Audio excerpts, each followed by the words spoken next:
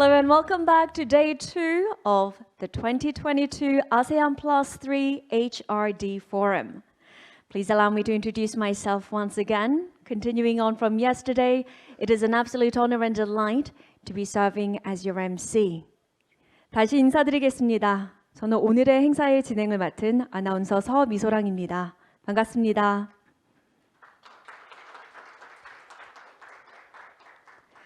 Thank you very much. And on behalf of the host organizations, the Ministry of Employment and Labor, the World Bank, and HRD Korea, I would like to extend my sincerest gratitude to each and every participant here this morning and all around the world, whether it be afternoon or evening, for joining us. As you may have guessed, today's forum will be held in a dual format as well, with on-site participants gathered here in Seoul at a hotel and online participants, so government officials and industry experts across the ASEAN region joining us online via YouTube and Zoom. We look forward to a fruitful discussion once again. All right, so let's begin day 2. Yesterday, we talked about digital skills development across EAP. Today, we'll talk about TVET for Grid, as well as ways and how we can rethink skills and employment. So let's get started with theme 2, which is TVET for Grid. Allow me to introduce your moderator for this session, Mr. Lars M. Sondergaard, the lead economist at the World Bank. Everyone, please join me in welcoming Mr. Lars Sondergaard.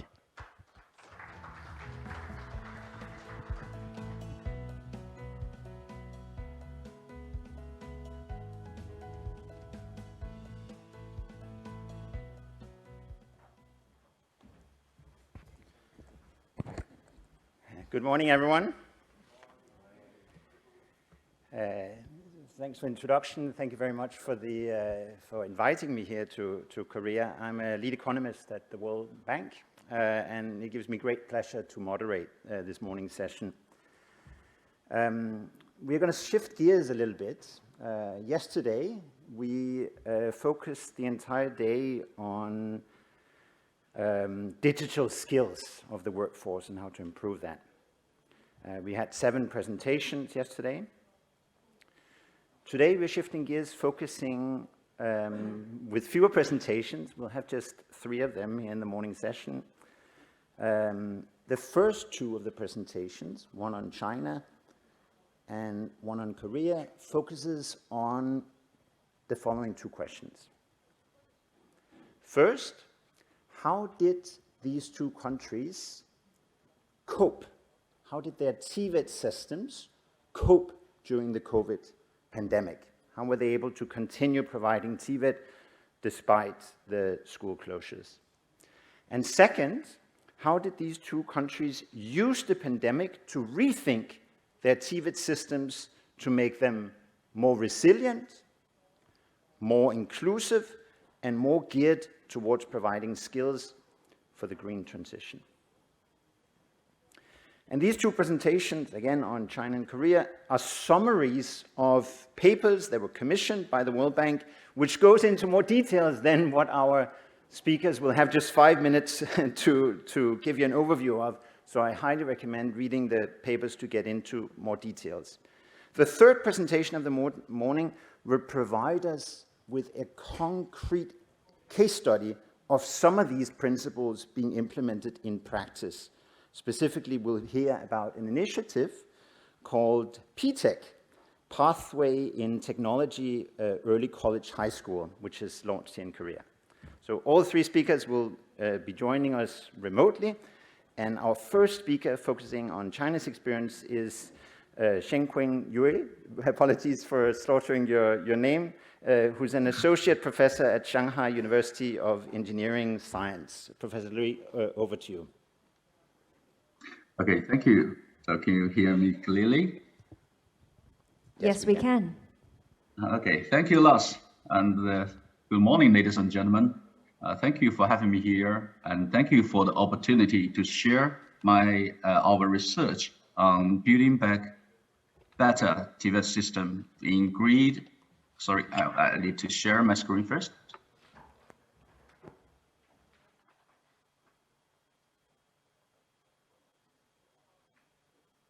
So you can see my screen now.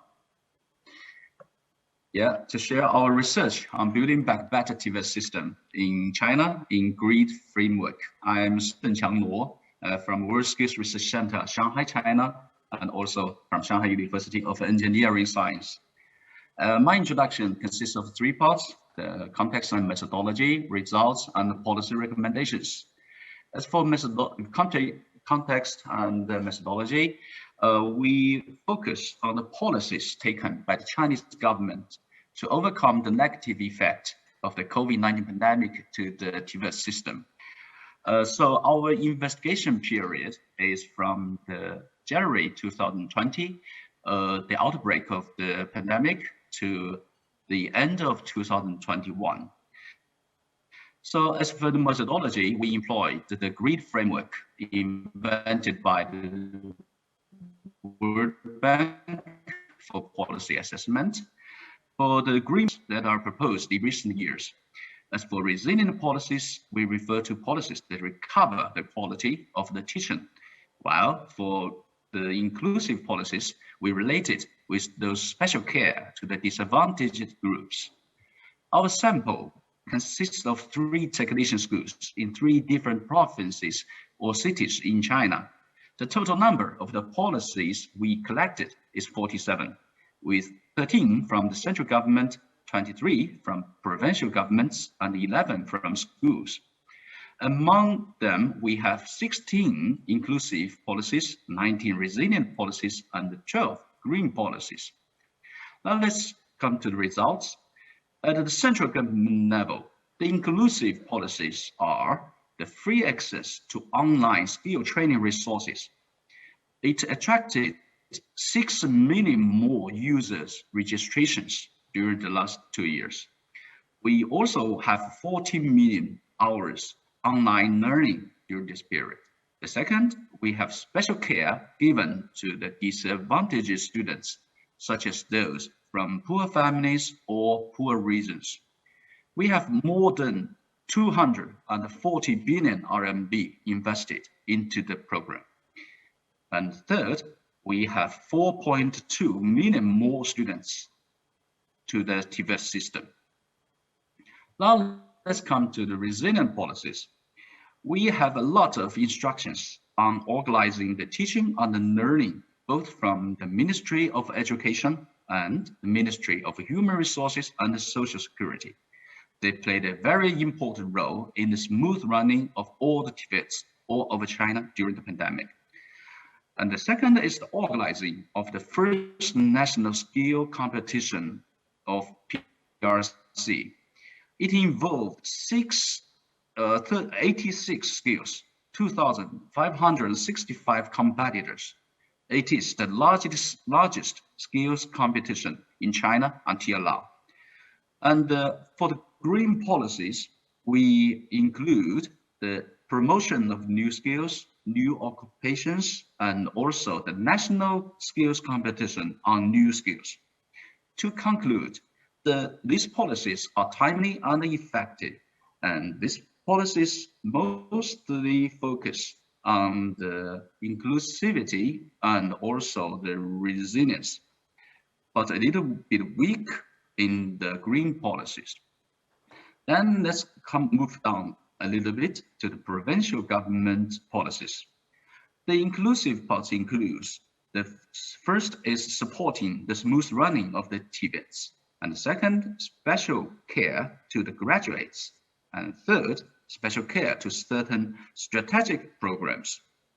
As for those resilient policies, they are detailed instructions to the running of TVET systems, such as measures taken to deal with the pandemic, and also supports to the TVET systems programs, such as the financial supports.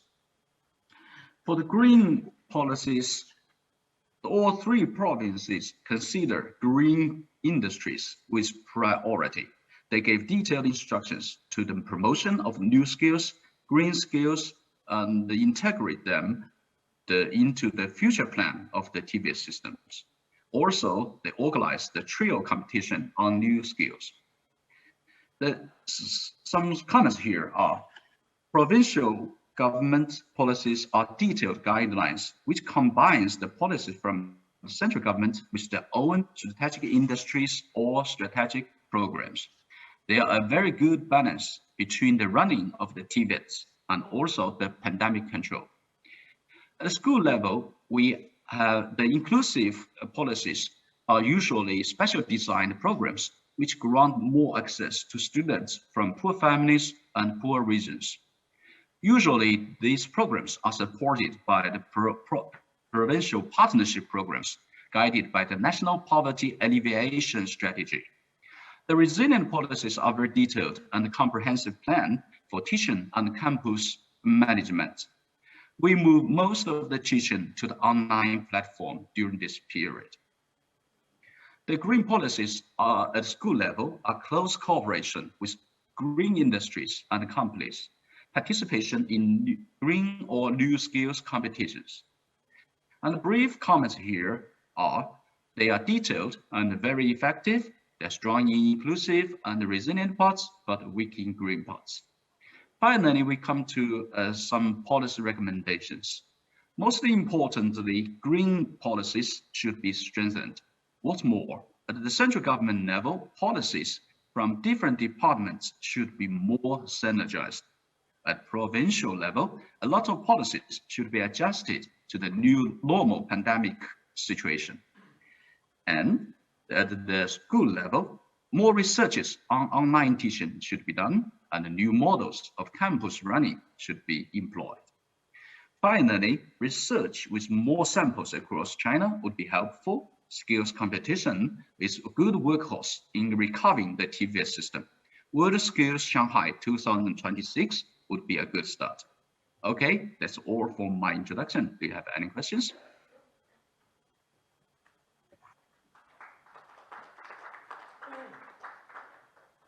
Okay, that's all for my introduction. Thank you.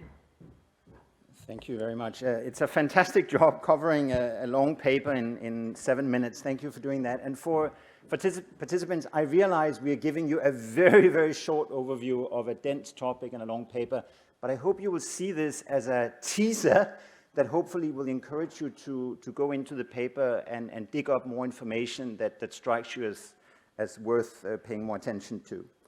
Our second speaker we saw yesterday as well, Mr. Sung Yong Paik, who is a lecturer at Korea Development Institute, School of Public Policy and Management. Over to you. Well, thank you.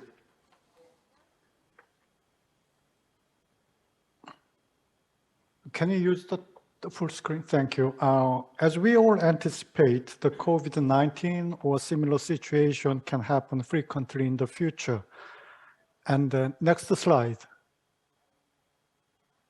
So it is necessary to develop a new way of learning, working, and doing business. With this idea, this World Bank project is focused on how to rebuild the TVET system. And to answer this question, the Korean case study was conducted to review how the Korean government and vocational high schools responded to the COVID-19. So this Korean case study is focused on vocational education at the upper secondary level. Next slide, please.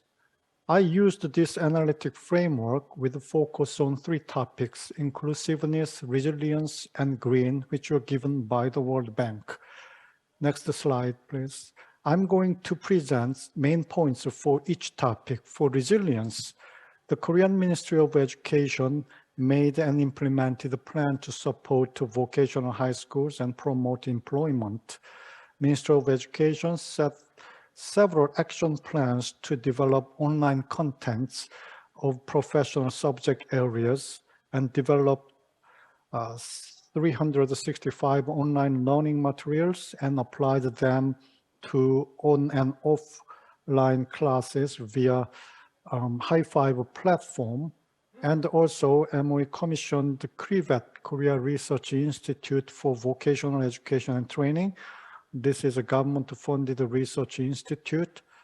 commissioned TVET to make online video contents, and TVET developed 950 videos and uploaded them to the High Five platform and ETAP platform so that all vocational high schools can use. Next slide, please.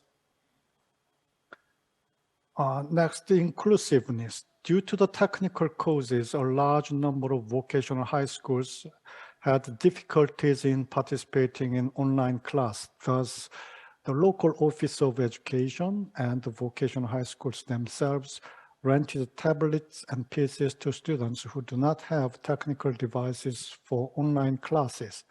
However, some vocational high school students have difficulties in doing practical training with tablets because of tablets' limited capacity and because of no service of wireless internet at home. Next slide, please. For green, the specific contents of vocational high schools for green will be developed during the period of next 2 years and applied in 2025. Up until now, slow progress has been made due to the lack of skill demands in the environment-related industry. The small number of vocational high schools have tried to change their programs. For example, Department of Electricity or Electronics were transformed into Department of Renewable Energy, Solar Battery, and Renewable Battery. Next slide, please. Policy implications. Well, it is urgent to develop as many high-quality online training contents as demanded, and it is integral to ensure all students have a high-quality PC, equipment and materials, and high-speed internet service, also safety measures at home. And it is crucial to make sure vocational high school teachers have capacity of designing their online practical training class and managing the online class and evaluating individual students' performance in online training class, because online class is quite different from offline class.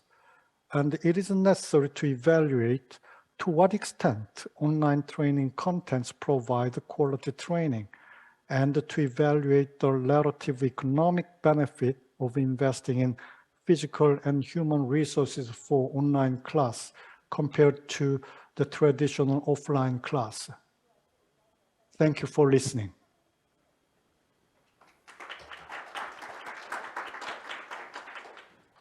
Thank you very much on my side, including for delivering it right on time and so clear and concise. And then I'll hand over to you for... All right, thank you very much. Yes, thanks to the three speakers, and in their succinctness of their presentations, even though they were short, they were very excellent, and we were able to gain a deeper understanding of how to strengthen TVET for grid. We were able to approach it from a diverse angles, for example, the ongoing efforts in China and Korea, and the private and business sector relationship with a case study from IBM. And as Mr. Lars Sondergaard mentioned, Ms. Hyunhee Lee, special thanks to you because you had to field all those questions.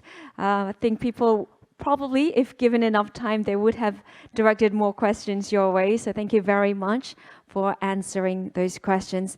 Everyone, please join me in giving another big round of applause to our presenters, Professor Luo, Mr. Song Jun-baek, and Ms. Hyunhee Lee.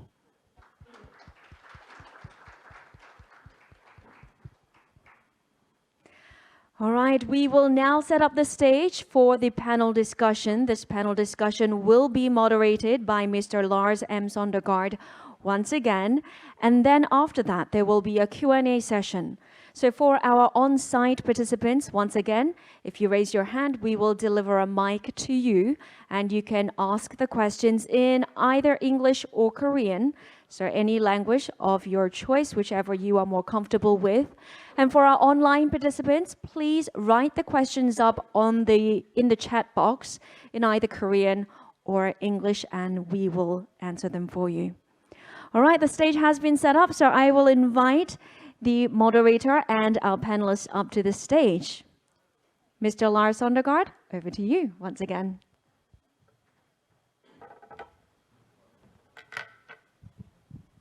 Thank you very much. Could I invite our two distinguished panelists? There you go. Ms. Suk-Yong Lee, who's a senior research fellow at the Korean Research Institute for Vocational Education and Training, and Ms. Mwangang Bachaga, who's an expert in the education policy and planning department in the Ministry of Education of Science in Mongolia. And so you have been invited here to share some reflections on the presentation you heard, and I think each of you have some interesting things for us to reflect on. Maybe starting with you, Ms. Bachaga. I understand that in Mongolia, the private sector has played an important role in supporting the government in providing online TVET. And I was hoping you could share with us some of that experiences that has worked for you. Thank you very much. My name is Mwangang. I'm from Mongolia, and thank you. It's a very important question. And in Mongolia, has set several policy goals, long and medium term, and it's achieved by 2050. Yes, and there are aimed at providing opportunity to increase life quality, lifelong learning and development for all citizens. In this regard, we have a proposal of the 10 years intensive policy and action plan named a new revival policy of Mongolia. And this one of the priorities in the education sector of Mongolia is to accelerate digital transformation, in particular during the COVID-19 digital transformation, COVID-19, and digital transformation in TVET has significantly pushed ahead because it's school closure. Yeah, also online training have been working with schools and colleges to promote online training, and we're trying to replace and on-the-job training have to using technology simulation, and we set some goals to establish fab labs. We aim to increase engaging private sector. Yeah. And in cooperating with the private sector, we supplied learners and teachers from remote and vulnerable areas with smart devices, and Ministry of Education has been providing mobile data to all teachers. And in our countries, there is a great need to develop in the industrial sector, and depending on TVET institutions and the sector's initiatives, it's depending. This need has been felt even more during the COVID pandemic. For example, have to organize practical and apprenticeship training based on online. It's very facing problem in our country. Yeah. So since 2019, TVET has been under transformation. TVET digitalization has been taking place at focusing on the most remote. And it's absolutely true that government cannot solely implement it. Since the pandemic, the government of Mongolia has been working with private education technologies to scale up the national policy, which focuses on the digitalization of social services and building and the skill of people. Yeah. Thank you very much for that. So one question I had, which came up both in the first two presentations and again here, is this issue of how, in practical terms, do you provide practical training online? I understand for some TVET courses it may be possible to do it online, but in the TVET courses where a lot of the training is practical, whether it's in hospitality or whether it's working with machinery. And so can you give us some examples of how the courses they did that? It's based on initiative teachers skills. During the pandemic, it's some electrical sectors is training materials. We transfer digitalization some, but it's in Mongolia just beginning. Okay, thank you. Thank you very much for sharing the experiences from Mongolia. Turning to Korea, I'm wondering if you could share us a little bit the challenges and lessons learned from implementing online TVET in Korea. 네, 안녕하세요. 저는 영어가 Hello everyone. I will answer my question in Korean. 2월을 채용하게 되어서 좀 죄송하고요. 제가 한국 So 사례를 let me briefly share the case of Korea. Are you ready? Please wear your earphone to listen to my answer.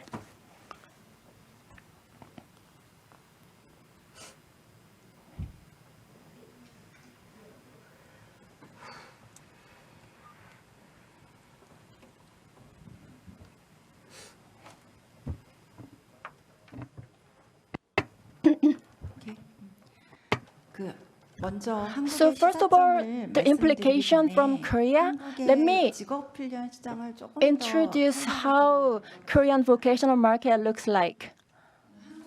Korea has a collective vocational training and online focused training, which is remotely provided. So the market is divided into two ways. So the two methods are separated, and the institutions which provide these two types of training are also different, and what they provide and what kind of training they provide is also different. In terms of remote training, they provide contents like business and marketing, which is more focused on the office jobs, and OAE, like how to use Excel and PowerPoint, and basic vocational competency and communication skills. So those are the online content training. On the other hand, the collective training is traditional manufacturing sectors, which can help people to get a job. So that kind of training has been developing systematically. So the barrier between this collective training and online training was a challenge that we faced during the pandemic. Under the pandemic situation, the Ministry of Labor and Employment, which provides the collective training or offline training, realized that we need to come up with ways to provide online trainings.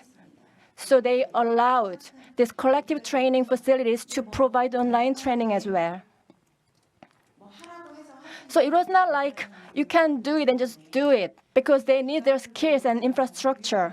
So for the ministry and government agencies, realized that when we were not really ready to provide this kind of online training because of lacking facilities and other prerequisites. But online training is anyway required to complement under the situation of the COVID-19. So without perfect preparation, we try to support these institutions for those to provide online training in 4 different ways. Firstly, in order to realize online training, hardware and software and systems are required, such as LMS. So for that matter, we already had pre-established systems and hardware, so we provide those systems to the training institutions for free. And also, we needed contents to provide online. So from each industry, we collected required contents from different industry and then provide those contents to the online institution. And also, to make it easier to use, we kind of made it small size, like modularized, so that they can use it a better way. And third way was, even though they have a system and content, those people in traditional way of training was having hard time really how to provide online training. So to resolve the problem, we provided in-person consultation, how to edit the contents for online training. So we created a consulting body to provide in-person consultation. And lastly, and in order to collect a successful story of providing online training and learn from it and share those experiences to other institutions so that it can be used in further effective ways, we supported those procedures. And we have established and kind of success all these things in relatively short period of time. However, we still have many challenges. Well, let me cover 3 challenges that we have. As the moderator mentioned, the vocational training, the practical training and hands-on training is also important in vocational training, and how online training can cover those practical training. That's a big question to Korea too. And HRDK is also using VR and AR, like a computer technology, how to handle the device on online training. And we also try to develop the simulator so that they can learn by using the simulator. And secondly, the training agencies or training institutions used to wait to have these contents and other ways to be provided. But now they are starting to develop by themselves. They have more interest how they can actually do it by themselves. So they are becoming more proactive. And for that matter, we provide like a studio for development and programs to build or rebuild their capacity and competency. So we are coming up with various support systems. And lastly, for the collective training or offline training or online training,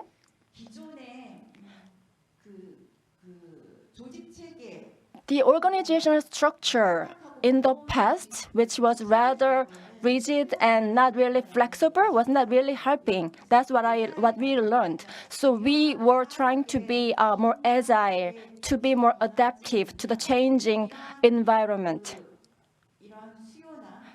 in order to meet or satisfy the demand and supply and the demands or needs from the market in order to catch up the innovation.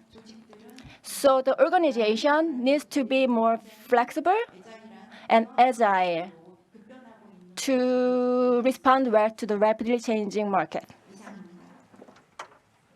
Thank you for listening.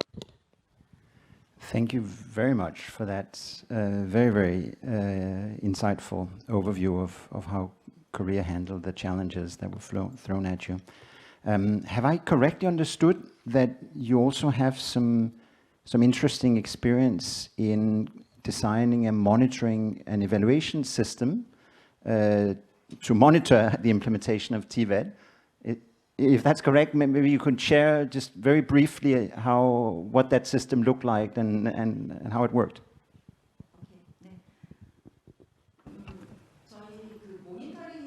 The monitoring and evaluation and performance monitoring for its system is something that we are very interested in for the online training, and something that we have not fully resolved. So to briefly introduce about various systems we employ for this purpose, monitoring and performance approach, basically monitoring. We find any fraud, like cheating in the online classroom, and when you have to give a certificate, if you just click and do not focus on the class, and then we will have to screen them out. So that's what we focused on.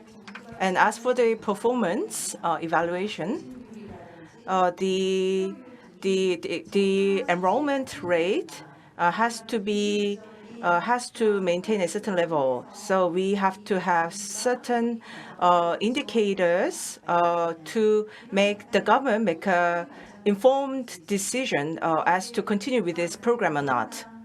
But because of the COVID, and as the educational paradigm is evolving in Korea, the recently researchers, HRD Korea, are changing their perspectives on monitoring on performance and evaluation on performance. The gist is that finding the cheating activities or making a decision continue with the program or not. We are not focusing no longer on the result, but the students taking the online class in the beginning, middle, and end of the program, we do the monitoring so that the necessary inputs are provided to the students in every steps of the online class, so that they can make a sustainable growth and they can be better. And we are focusing on monitoring on the students in the course of the online class, so that they can grow well. As you may agree that in order to access, you have access for the online class contents, you have to TVET and Ministry of Education and our research institute. We are focused on what kind of data we have to collect and what kind of data we have to structure for the online classroom, so that the students can be successful after taking the online class and we try to alleviate the concerns they have faced in taking a class, and we are focusing on reducing that concerns and worries. And the focus we had for three focus we had in that respect is that we analyze the students' behavior and needs to recommend the class programs needed for them, and we focus on that area and made a lot of monitoring on them. And second is that if the student is not performing well or lose interest in the class contents, and if we find such data, we predict their dropout rate in advance or suspension of class in advance. So we provide mentors to learn about what they need to continue with studying. And thirdly, what we focused on is that the students have their own goals when they joined the online classroom. So we monitor their performance during the class, so to see whether reaching their goal well or not. And as for the areas we can provide help to make them reach the goal, we focused on providing contents that makes them able to achieve the goal they want. So rather than providing like cookie cutter way of like standardized curriculums or like class contents, we are focused on more personalized education for students. Students take a long journey when they study, and we want to make them successful, not fail. And so we monitor their performance and monitor their performance in each step of the way of their class. Thank you for explaining. We have 10 minutes left before our coffee break, and I'll open it up now for both participants in the room and for those online. Let me see if anyone has any questions. There is a question from Zoom on the screen. Thank you very much. This is a question to Dr. Sung-Young Lee from the Korean Research Institute. And the question is, how did you support online teachers with the new competencies needed? How do you identify the needed competences by teachers?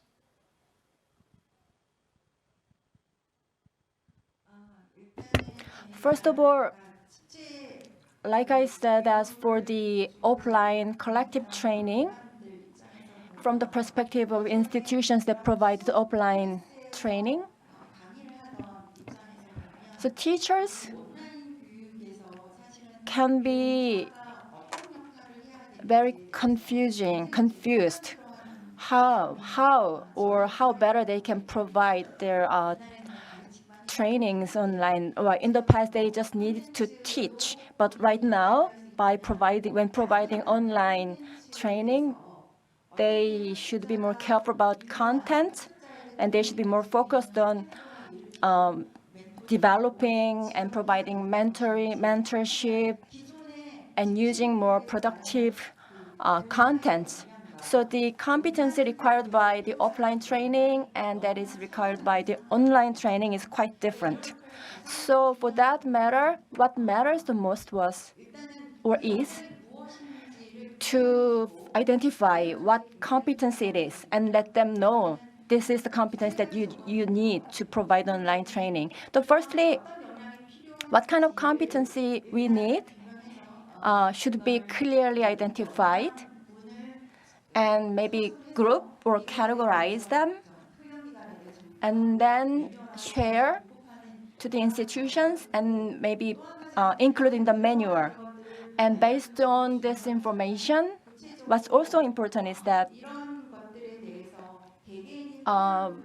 we need to provide the opportunity for individual teachers to actually practice and to experience. So like I said before, the government and the government use these training institutions to experiment so that teachers can come and actually experience and do their experiment. So that concludes my answer. Thank you.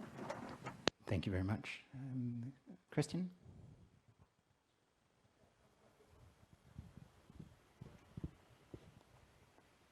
No, thank you so very much. This, I think, has been a terrific session with lots of food for thoughts.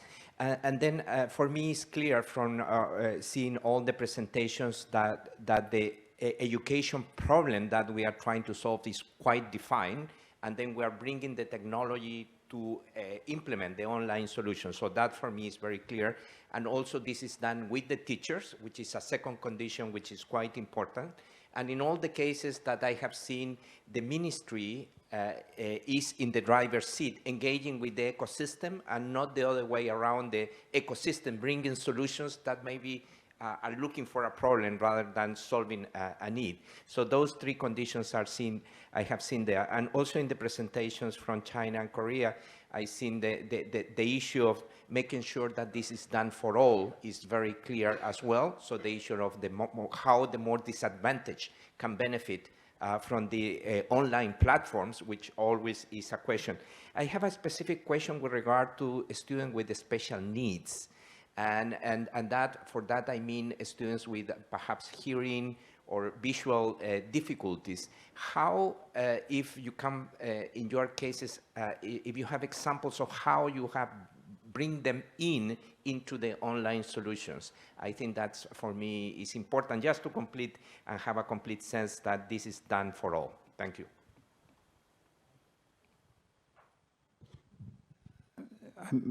Maybe I should ask first if anyone online, our experts online, do you want to take that on?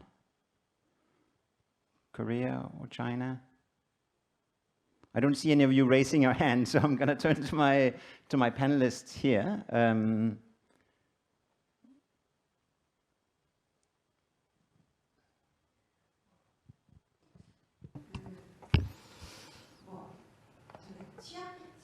As for the vulnerable class or disadvantaged group, and as for the disabled people, as for the disabled people's education, I don't have much experience to share with you. There's case studies on including disabled people in the online education.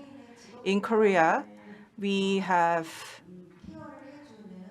vocational training or education specialized organization taking care of disabled people's education, disabled people, and vocational training are delivered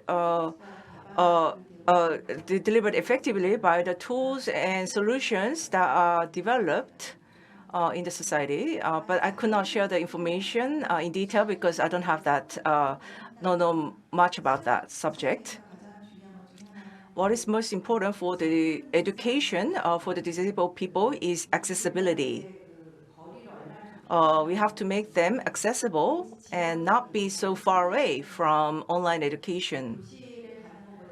Rather than going to the physical classroom, they can take class more comfortably online by taking the online classroom because they don't need to travel far distance. And it saves time. And also, as for the time they can access online education, I have to say that there are many disabled people who work and study at the same time. The fundamental problem we have is that with the online education, even though it's online, it seems to be there is no time limit. It's operated similar to the collective training. For example, there's a set time for the online training be provided to them or education provided to them. Mostly like it's from 9 to 6. The general classroom hours are the time most of online education programs are being provided. So those who have to study after work at nighttime, they have to study almost alone without fellow students joining them for online class.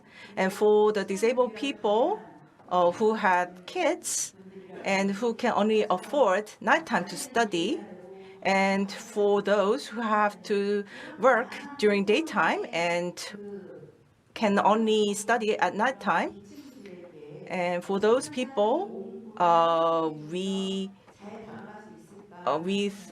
thought about how to make online education more accessible to them.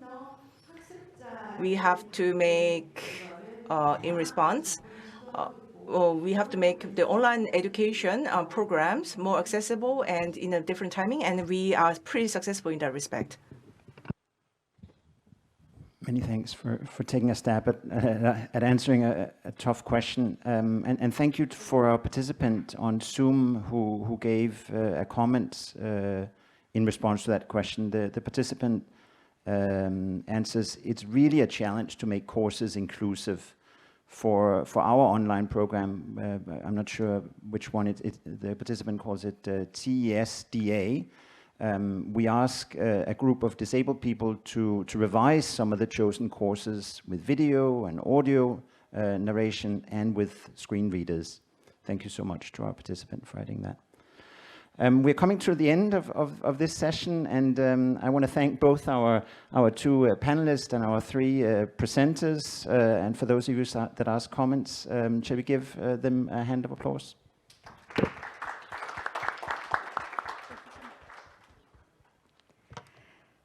Thank you very much. That wraps up our morning session on TVET for green, resilient, and inclusive development. Shall we give another big warm round of applause to our moderator, Mr. Sondergaard, lead economist at the World Bank, for carrying us through all these presentations, discussions, and the Q&A session. All right, we will now adjourn for a break. The break will run for approximately 15 minutes now, and from 11:30 lunch will be served inside this hall, so please be seated by then. And for our online participants, I will see you back here at 12:30. Thank you very much.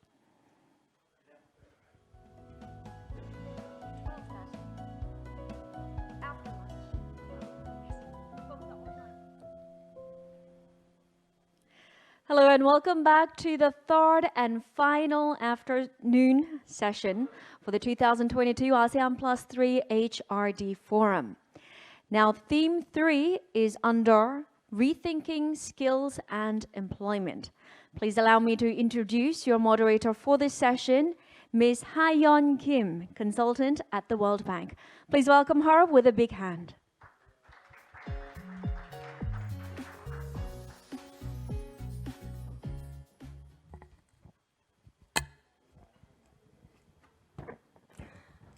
Ladies and gentlemen, good afternoon, good morning, and good evening. It is the last session of this forum titled Rethinking Skills and Employment. We have so far talked about the supply side of the skills, how to develop digital skills and provide the TVET through remote training. And now we'll look at how the demand side has changed due to the global megatrends that Dr. Eido introduced during his keynote, and how they have been reflected in TVET. So we have 3 distinguished presenters and 2 panelists in this session. First, Dr. Jin-Sil Kim, the Executive Director of the National Competency Standards Institute of HRD Korea, introducing the competency-driven employment. Dr. Kim, the floor is yours.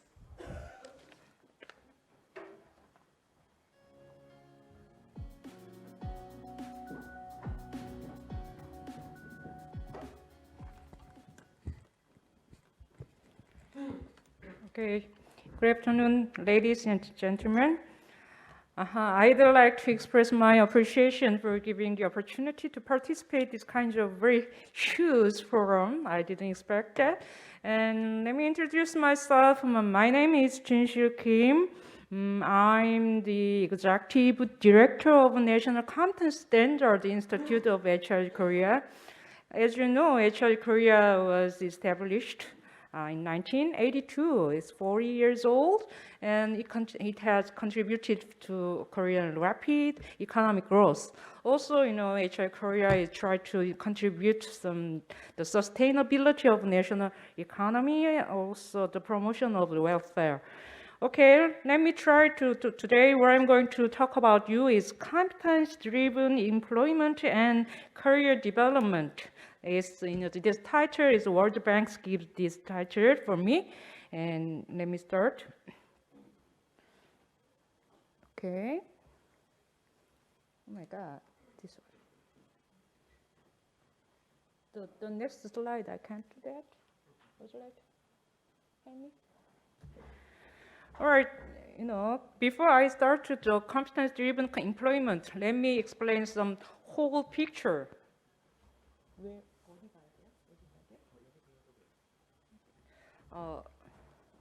Okay, can you see the next slide? Yeah, we try to build some competence-driven society rather than some spec-based society. The spec means, specification is just showing spec or spec. It is not related to some job performance after employment. So every parent wants their kids to go to good university. Just name value is very famous university, even though they don't care their career or dream or their attitude like that. Just to get some good name of school. So we try to change this kind of paradigm, and Korea has struggled with the youth, the unemployment, and also labor shortage in SMEs. That's why we try to develop the national competence standard. There is lots of the reasons of that, but we try to make some the competence-driven the society. The national competence standard is systemized in the implementation of knowledge and skills and attitudes to the required from the industry needs. So it's based developed on competence type with the horizontal and competence level in the vertical. So after that, we try to renovate vocational education and vocational training. Unfortunately, in vocational education is managed by the Ministry of Education in Korea. And on the other hand, vocational training is managed by Employment, Labor, and HR Korea. So we try to connect the vocational education and vocational training, like the developed the country and TVET system, or the perspective of lifelong learning, lifelong development, lifelong competence development. And also, Korean learning, work and learning dual system, we can operate based on national competence standard. And the new qualification based on NCS means, we have only it's a test-based qualification so far. But after introducing national competence standard, we try to make some the assessment-based and course-based qualification system. And also today, where I'm going to focus on competence-driven employment, so far, just hiring some specification, it is not related to some job performance, means some appearance, some name of school, or some score, or some the age, and some gender. It is a little to induce some discrimination or some bias for the hiring. But we should not see that kinds of bias factor. We just only focus on the job performance related to the recruitmenting the job based on national competence standard, has very transparent and objective, or some the assessment guidance in there. So it is very good evaluation tool. And Korea has, the wage system is more work and longer work and higher wage. So the young people is not fair. So we try to make the change this kind of wage system also based on the job performance, job competence. And then, there are no information of career development before national competence standard. When we make national competence standard, we make some career development paths. Let me show the next slide. Okay. Let me focus on what is competence. We have lots of things like motives and missions and personalities and traits, on some belief and attitude. But we can't these kinds of trait characteristics. But the competence means can be observed by the I, like behavior. So behavior is composed of knowledge and skills and attitude. So when we developed NCS, we observed some high performance behavior. The behavior is composed of knowledge and skills, the attitude, but it is scattered. But through the NCS, we systemize knowledge by knowledge and skills by skills and attitudes by attitudes. Actually, this NCS is encyclopedia of a career job or the competence information. After that, the NCS can be affected to renovation of a TVET system and also HR system, or also for individuals, it can be show some career development paths. So it's the employability of individuals also it is affected that. Actually, the established of government plan is 1999, so almost 30 years. But the act of related NCS was enacted 2007, and the government initiatives, the new agenda was enacted in 2013. So since that, we tried to start developing whole the industry related national competence standards. So far, since then, we already developed 24 the categories and 1,064 subsections. The subsection means jobs, and the lower part, the deeper part is competence unit. We have more than about 13,000 competence unit. Competence units can be used as the account for the national bank, NCS bank, as the basic account. Let me talk later. And the category is, is detailed composition of this one is benchmarked from the Korea classification of occupation.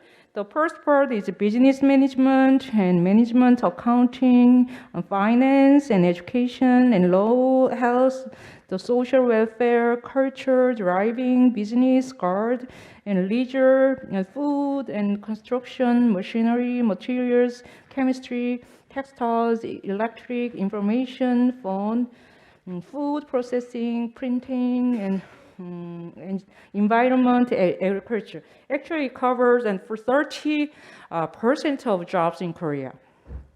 Okay.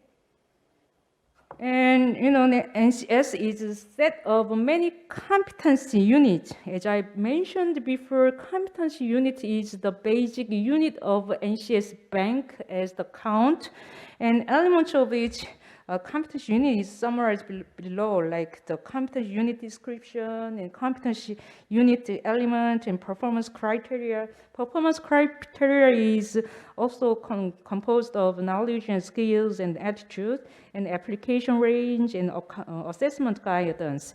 Assessment guidance can be used for the competence-driven employment. Okay, so it can be used the evaluation tool for some hiring someone.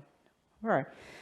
Okay, let me talk to the other side, the national competence. The competency is composed of job-specific performing competence and core competence. Core competence means some common competence or key competence or foundation competency regardless of some job. That is communication skills and problem-solving skills and information skill, resource management, vocation ethics, and numeracy and self-development and interpersonal relationships, technology and organization management. That is also can be used to the written test or interviews when we hiring someone for the organization. And job-specific performance competence is also divided into the electric or mandatory or common. It can, when we design some training program or the work, learning and dual system program, we should choose mandatory is obligation. Okay, all right. Okay, the NCS can be connected with the work and TVET or qualification or career development, and also NCS is can be renovated vocational education training, as I mentioned before. Unfortunately, the teacher teach just what to know, not it is not reflected from the industry needs. So NCS, when we design some curriculum, we should reflect the NCS.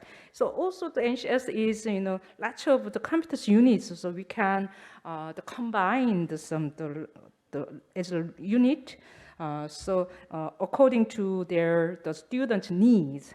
And labor market means job matching. It can be affected job matching because the job offerer and the job seeker, they can't communicate without NCS. They can't communicate, but through the NCS they can communicate through the job description.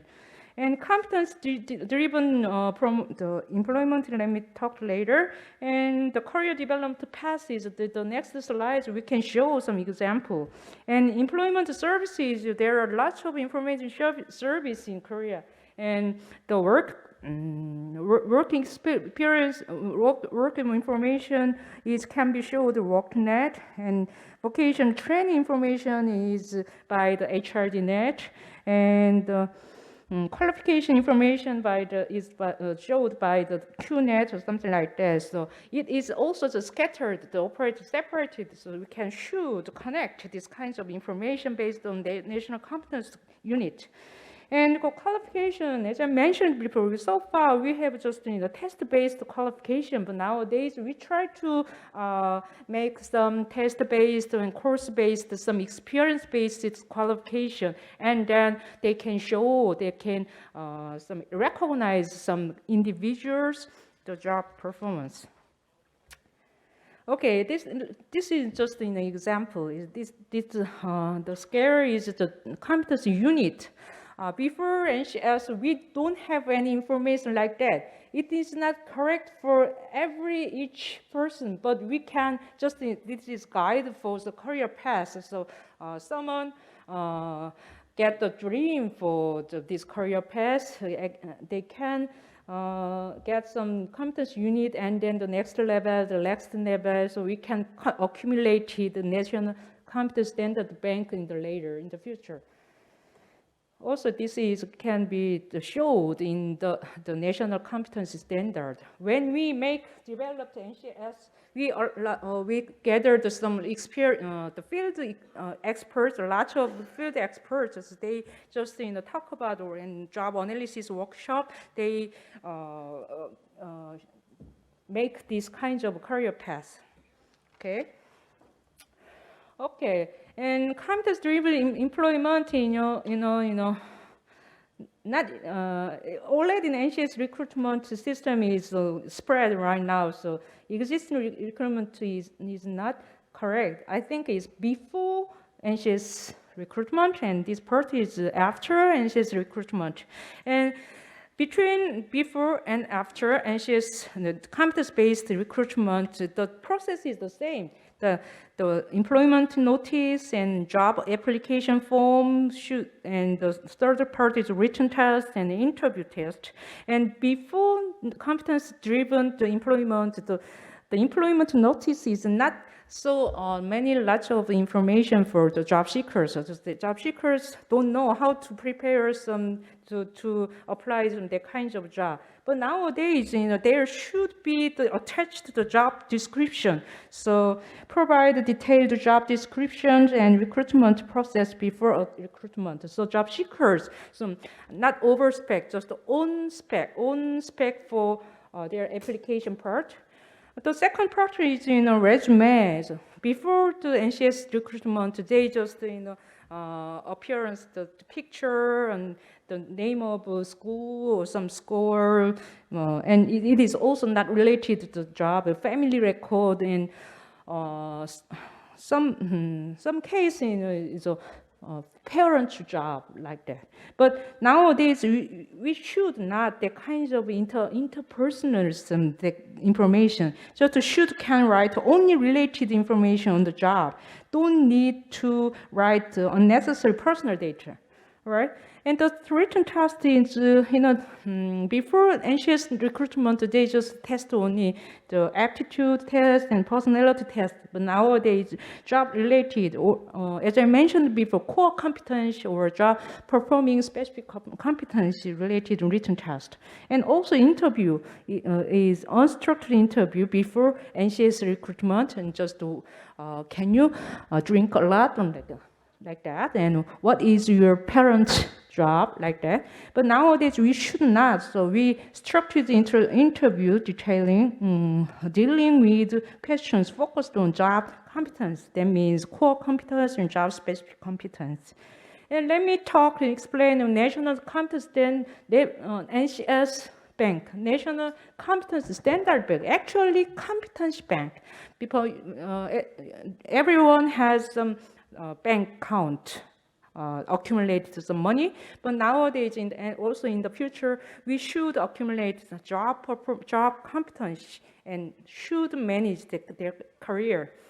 And NCS bank system is a national initiative, national agenda, new government that helps save their job competence acquired through the TVET based on NCS and qualification and field experience according to their career development roadmap, as I mentioned before.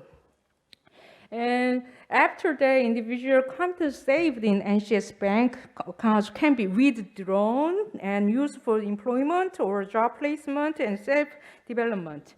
The kinds of that account is like, example is like that. So the competence unit also the individual can, the acquired can show the kinds of recognition, qualification, the document. And after NCS bank is affected, some effect, let me explain the effects. For individual, nowadays, individuals should check their one's training and education history scattered across multiple systems and contact each organization to issue some certification. But after NCS Bank, they saved their one's job skills in their NCS Bank account and withdraw into competence unit certification. It's very efficient. And for college and university, and nowadays just in a design a curriculum and provide employment guidance for student job competence. Nowadays in a design, after NCS Bank, the design a curriculum based on NCS, and students can save their job performance, job competence in NCS Bank accounts.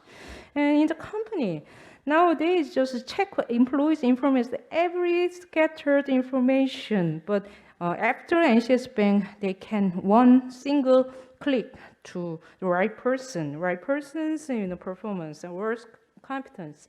And NCS Bank platforms, so far, just, as I mentioned before, there are lots of information system in Korea. So qualification, information system, and work and learning dual. The program is showed in PDMS and HRDNet and NICE system. We can connect the information, so accumulated in NCS Bank program. But the other part is not based on NCS curriculum. We should another some recognition process. So Minister of Employment, Labor and Human Resources Korea, judge or recognize some curriculum that is operated by the college, whether it is NCS based or not. Okay, so after that, let me finish this slide. And if we to renovate these kinds of, the reform, we need some strong political support and institutionalized governance. That is, a positive union should be engage this kinds of renovation of the TVET and collaboration among the relative ministries, in particular Ministry of Education and Ministry of Employment and Labor, and active dialogue among the industry skills councils, intersectoral skills forum is very important. And second part is the successful implication of national competence standard system in vocational education training part. That provides accurate understanding of competence-based training, because the second part is the trainer can't teach how to teach these kinds of competence. So effective programs to foster able trainers and assessors. And third part is the rapid spread of new qualification like course-based or experience-based qualification. And the last part is effective management and support infrastructure. Like organization capacity, Korean Skills Quality Authority is in quality assurance organization to ensure consistent quality assurance. And sufficient service network for Korean dual system and also advanced information system is very important. Okay, thank you for listening for my presentation. Thank you very much.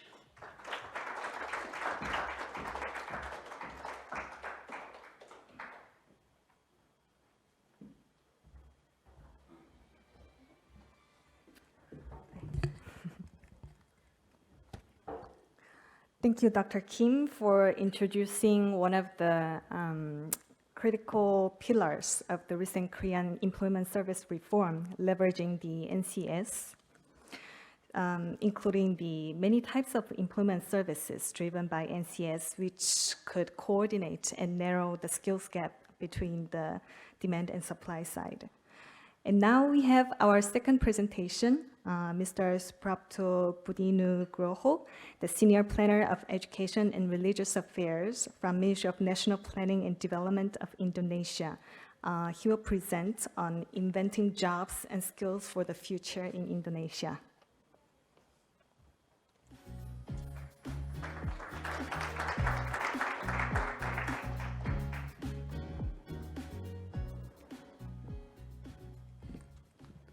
Very good afternoon, ladies and gentlemen, the participants of this forum, those who are attending in this meeting room or joining us in the Zoom.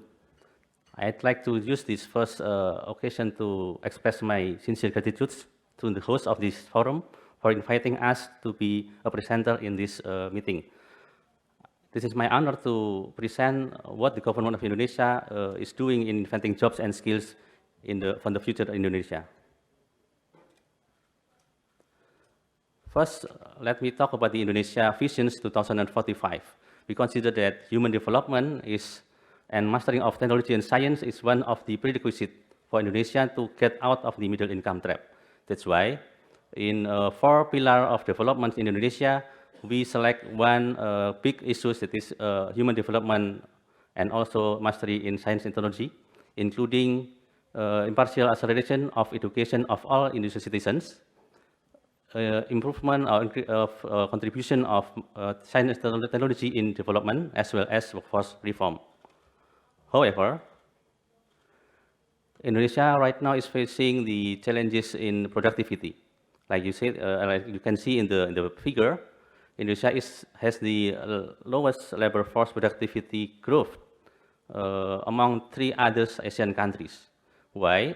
For example, more than half of the labor force in Indonesia is low educated.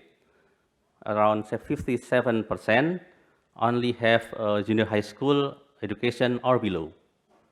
And then the absorption of semi-skilled graduates in the labor market are still low. That's why we can find the unemployment rate, especially for the higher school and also the vocational secondary school, those who actually we expect to get the better and the easier job, it's still high. It's around 13.5% for the unemployment rate for the vocational secondary school graduates. And then we also have to cope with the future challenges, like we are talking today, as the digital skills has emerged. Based on the Amazon Web Service, the Asia Pacific, it says, it finds that 19% of the Indonesia workforce, only 19% of Indonesia workforce applying general digital skills in their work. And only 6% of them using the advanced digital skills. Another survey from the executive survey, World Economic Forum, shows that Indonesia is only in the middle class of the basic digital skills mastery. As for example, the computer operating computer, digital basic coding, and also so on and so forth. That's why we need to adapt by changing, by adjusting the teaching curriculum and methods so that we can catch up with the progressive changes. And it includes the curriculum adjustment as well as integrating digital skills in the learning processes. Another research from, this is I think the World Bank report, this is from Indotask data. We can find, based on the Indonesian standard classification for occupations, especially for the semi-skilled occupation, there are 24% of the tasks listed in the standard are not relevant anymore. So this research is conducted to 51 high-demanded occupations by interviewing almost 1,000 workers, which is expert and also a normal worker, and asking about the relevance and the importance of the task to the occasion. So the result something like that. The orange color in the left figure shows that some of the tasks in the Indonesia standard classification of occupation is no longer relevant. That's why we need to revisit that list and based on the current practices. Furthermore, we can see also, we can conclude from the report, the World Bank report, that the higher occupational skills job requires higher education attainment. However, we can see that the semi-skill, the medium qualification of education still in high demand, especially those who from the vocational education. And then for the high skill occupationals, they normally requires longer work experience from the worker, from the candidates to be applied. Therefore, we conclude that the apprenticeships and certifications, as well as qualifications of the worker, are the most important thing for the workers, especially of the high-skilled occupation. Let's see the another research data. As remote work has become a trend after pandemic, there is an increase of offshoring practices. It is the hiring talents overseas. So it is considered more cost-effective and then easier or faster to get to fulfill the gap between the workforce and the need, and also have more access to a bigger pool talent for the specific skills. And Indonesia, right, you can see from the graph.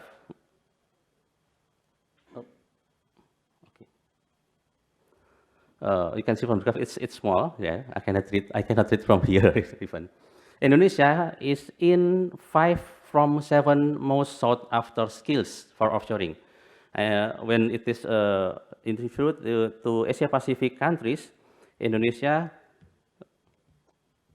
is a big market for IT, marketing, human resources, call center, and general administration. And because of the Indonesia also the 10th largest manufacturing countries in the world, so Indonesia offers various government initiative, and also the secure of the infrastructure support and raw material supply. It may attract overseas talents to find jobs in Indonesia. However, because unemployment rate in Indonesia is still high, and the government have obligation to decrease unemployment while securing the job markets. And I think increasing the competitiveness of the labor force in Indonesia is the answer for that.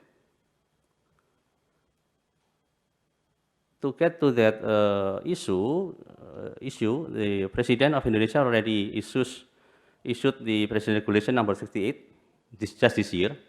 It mandates several aspects, but I can emphasize on two aspects.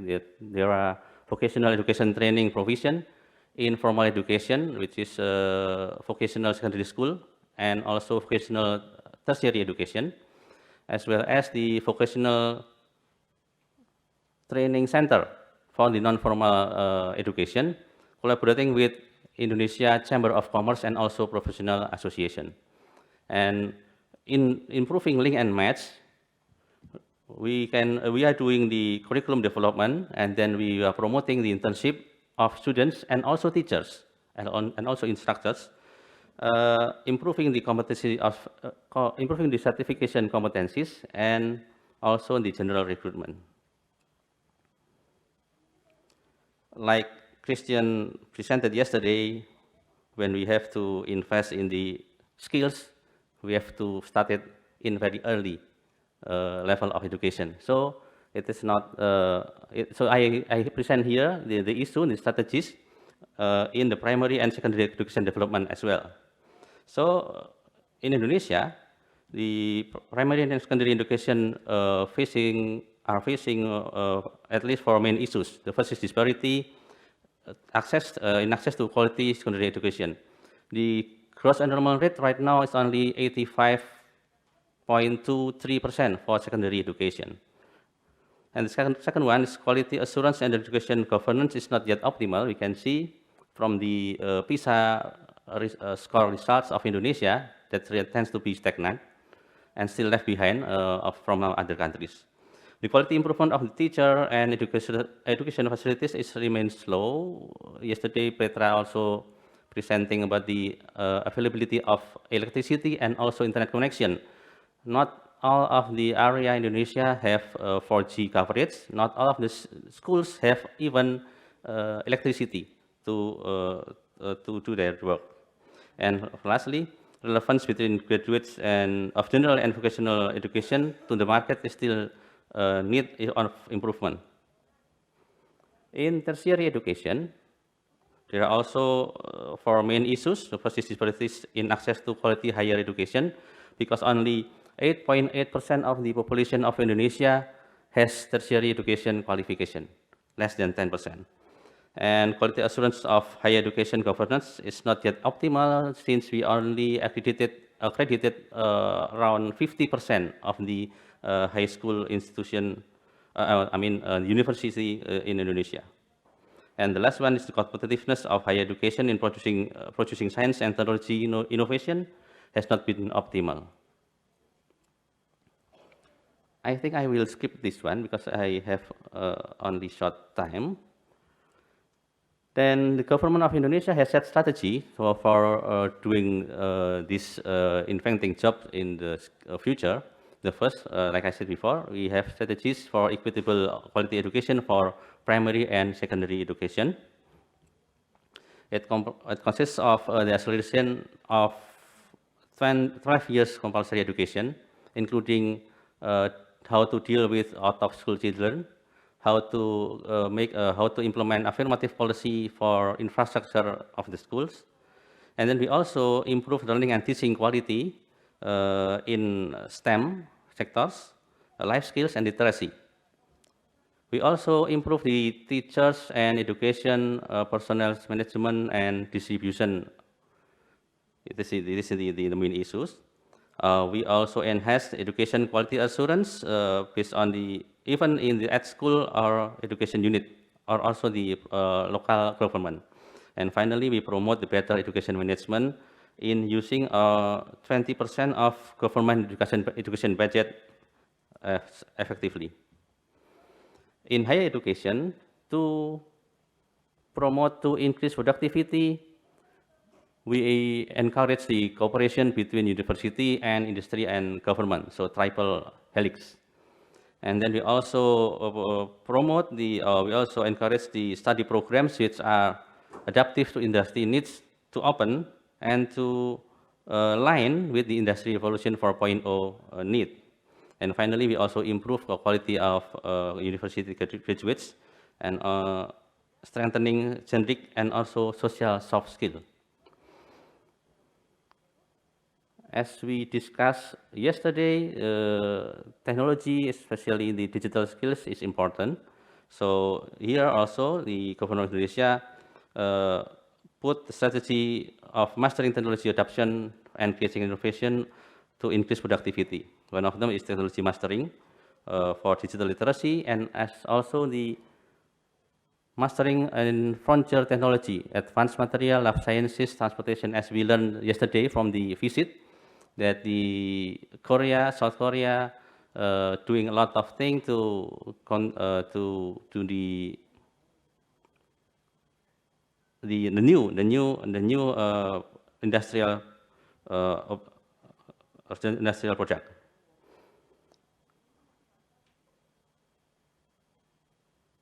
To promote industrial engagement in vocational development, there are several strategies. The first is conducting dual system technical and vocational education training. It includes internship and also curriculum adjustment. We also improve teachers' competence and also vocational instructors' competence. We also improve the quality and quality of vocational certification for the graduates. We also promote the entrepreneurship education, because not all of our graduates will work for others. Some of them need to open a new job market. So the entrepreneurship internship even in the general high school, in pesantren, that's the region-based school, and also in course training are encouraging. And finally, we promote to better management of teaching industry or teaching factory using partnership, skill development fund, training voucher, until the incentive for tax deduction. Finally, I'd like to present, it's quite small, right? This is one of the emphasized in the medium-term development plan 2019-2024. We call it major project, and it names vocational education and training for Industry 4.0. We already we set the impact and outcome, also output we expect, but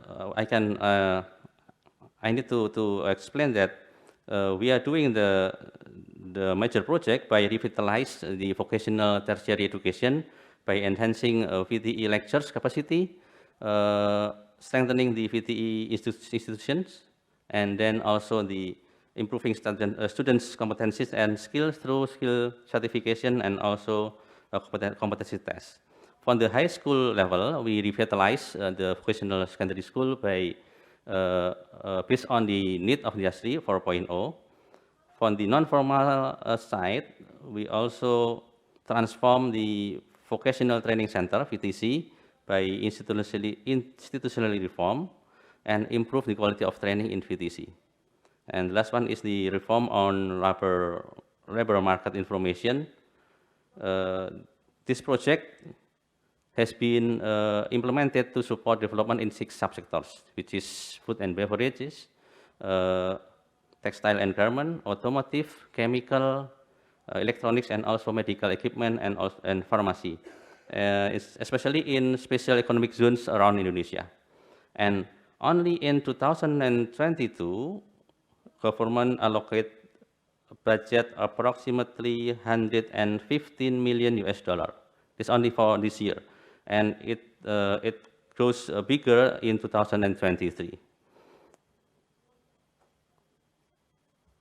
I think that's all of my presentation. Thank you for listening. Terima kasih. Kamsahamnida.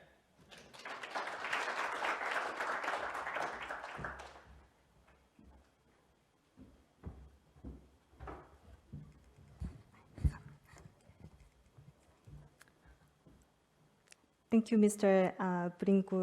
Groho, introducing the Indonesian government strategy and the skills development efforts from all levels of education to revitalize and transform the skill system and labor market.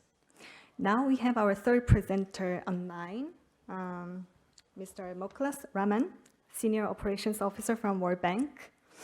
He will present his latest research on how to build green jobs and skills towards realizing the green economy potential of Bangladesh. Mr. Moklas, the floor is yours. Thank you very much. I am actually on the road. I am just going from the airport. And thank you very much for giving me the opportunity for this presentation in this forum.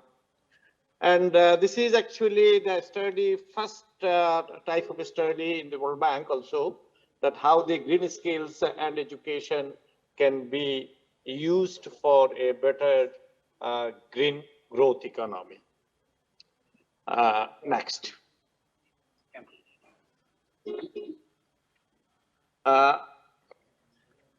We actually asked three major questions while this study was undertaken, and what are the current situation and drivers for the green jobs in Bangladesh, current situation regarding education skills development system for fostering the green skills, and how can education and skills development help foster for green jobs and addressing the climate change, and what best practices are there. Next, please. How green growth works, you could see that adopting the environmental friendly practices, technology, products, services, and business, and creation of green jobs across the industries, and green scaling and reskilling is very much impossible, very much important for sustainable and inclusive development. Next, please. Why should Bangladesh actually focus on green growth? You know that Bangladesh is highly dependent on natural resource extraction and carbon-intensive production and consumption. And national plans and strategies calls for transformation towards a green economy, maintaining current economic growth, and skills development in education system need to be reoriented to meet the increasing needs of the skills. And you know that there are actually a few polytechnics in the country.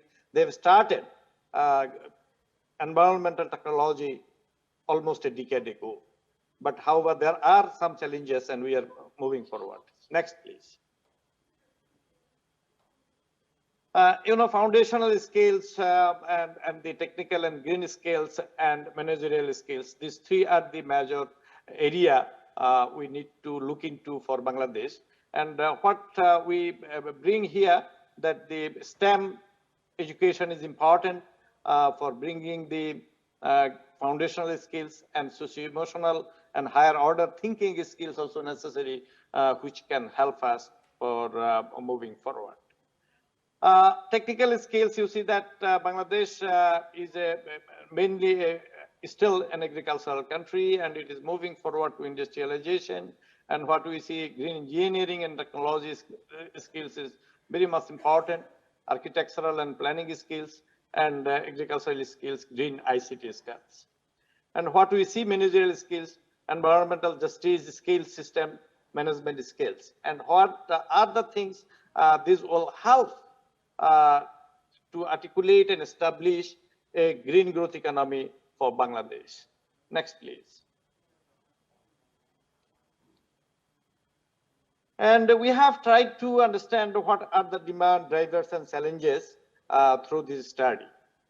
So we have seen the manufacturing sector, and you know, the Bangladesh is one of the major manufacturer for garments industries. And this sector contributes highly on the around 21% in the GDP.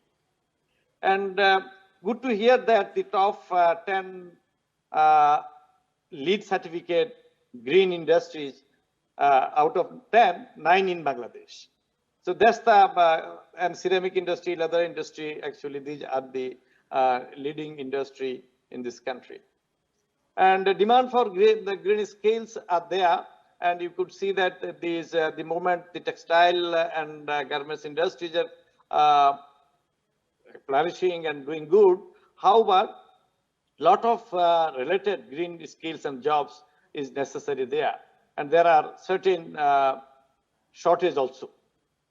And drivers for green jobs creation, you know that we have been trying to bring the instrumental to the buyers and see how this, the Bangladesh labor force can be met with the global needs of green growth and keeping the green factories as everywhere and reducing the greenhouse gases.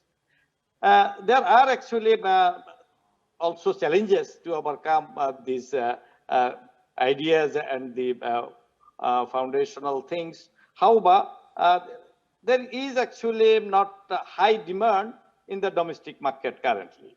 And we can enforcement, there are Ministry of Environment and Forest, there are relevant ministries. However, the environmental impact and environmental policies are still very weak in implementation. And skills gaps and managerial skills and lead certification is not actually in other sectors the way actually Bangladesh planned. So there are a lot of activities need to be undertaken for making this country more green growth oriented. Next, please. And energy sector, that's another part, but still it is not highly, actually we are fossil fuel based, but it is still not actually carbonizing the, our environment. And we have a lot of solar power system and hydro power system. At the same time, we have natural gases. And we can see that, you know, that the solar panel, like around 4 million houses in this country have the solar panel, micro solar panel. However, there are shortage of right people and technicians to making these things more efficient. And renewable energy, you said the drivers for the green creation and renewable energy policies and establishment of sustainable and renewable energy development authority is there, but how remote areas of Bangladesh offer significant potential for off-grid solar energy and electrification. However, there are still many things need to be done. And skills gaps, what I have already mentioned, is a major issue. And the World Bank and the government is working to mending the skills gaps. However, it needs coordinated efforts. Next, please. And agriculture sector, you know, that's another major sector for Bangladesh. And Bangladesh is almost food sufficient. However, the sector contributes around 2% in the 12% in the GDP and employing 40% of the workforce. And 70% of the workforce employed in agro-processing industry are unskilled labor. And climate-smart agriculture is being adopted to boost productivity and improve resilience. And demand is demand for green skills and job in the sector, post-harvest management, cold storage management, research and development and extension of workers and solar energy expert and technician. These are the things that actually has demand. And agricultural research and, you know, the drivers for the green job and creation, agricultural research and innovation for locally adapted technologies, locally available eco-friendly raw materials and resources and practices is actually need to be utilized for creating more jobs. And the challenges we can see in the sector, renewable energy installation in the production and processing sector, improving post-harvest management to reduce the cost of harvest loss. There are technological challenges and motivational challenges.